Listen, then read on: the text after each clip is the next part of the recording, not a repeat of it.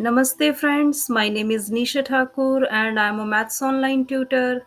Here is interesting question. Please tell me what is the answer for x if given x to the power x equal to the power 8.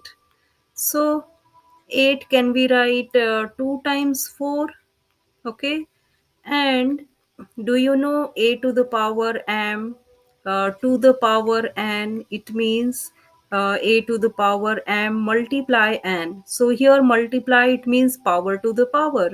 So shall we write 2 to the power 2 to the power 4? Yes. 2 to the power 2 is 4 and to the power 4. And here this is x to the power x. So when we compare this, okay, so what is x value? X value is 4. And this is the answer. Please like, share and subscribe my YouTube channel. Have a great day.